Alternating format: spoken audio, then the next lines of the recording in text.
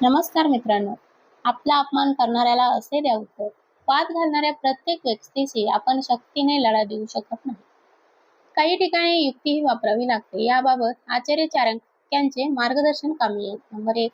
आपल्या आजूबाजूला अनेकदा अशी माणसे असतात जी सतत टोमणे मारतात, ओरडतात किंवा स्वतःला श्रेष्ठ समजतात. यावर आचार्य चाणक्य यांनी काय सांगितलंय चला पाहूया. चाणक्य म्हणतात, अशा लोकांशी वाद घालून आपली ऊर्जा वाया घालवण्यापेक्षा त्यांना शब्दांनी नामोहरम करणे केव्हाही चांगले असते.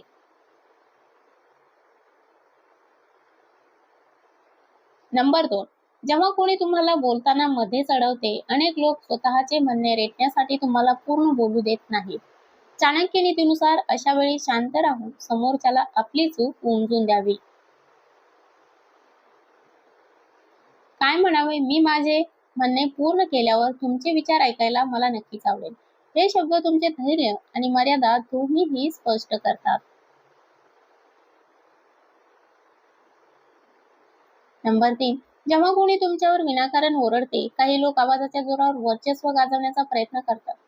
अशा वेळी न ओरडता संयम राखणे हीच खरी ताकद आहे. काय म्हणावे, तुमचा आवाज वाढल्यामुळे मला तुमच्या मुद्द्यावर लक्ष केंद्रित करणे कठीण जात आहे. आपण शांतपणे बोलू शकतो का? नंबर 4. जेव्हा समोरचा माणूस तार्किक चर्चा करत नाही. जर एखादी व्यक्ती केवळ वाद घालण्यासाठी बोलत असेल, तर तिथे तुमची शांतता हेच उत्तर आहे. काय म्हणावे, मला असे वाटते की या चर्चेतून आता काही निष्पन्न होणार नाही. आपण दोघेही शांत झाल्यावर यावर नंतर बोलूया.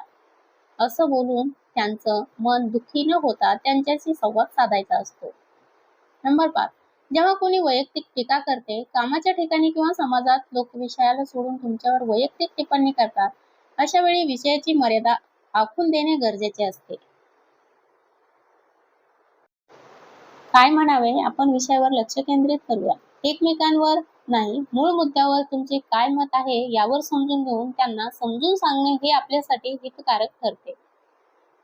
नंबर 6. संभाषणावर ताबा मिळवण्याचा प्रयत्न करण्यासाठी जर कोणी केवळ स्वतःचेच गाणे गात असेल, तर चाणक्य नीतीनुसार तिथे समजावणे किंवा समजून सांगणे हे शब्द वापरावे. काय म्हणावे, दोघांचेही म्हणणे ऐकले जाईल याची आपण खात्री करूया. मी माझे मुद्दे मांडले आहेत, आता तुमचे मुद्दे तुम्ही सांगा. असे बोलून दुसऱ्याचे मन न दुखवता त्यांना त्यांच्याच भाषेत धडा कसा शिकवायचा हेच आज आपण या व्हिडिओमध्ये बघितले आहे. तुम्हाला हा व्हिडिओ कसा वाटला कमेंट करून नक्की सांगा. आपल्या चॅनलला लाईक शेअर सबस्क्राईब करायला विसरू नका. धन्यवाद. भेटूया पुढच्या व्हिडिओमध्ये. तोपर्यंत बाय बाय. थँक्यू.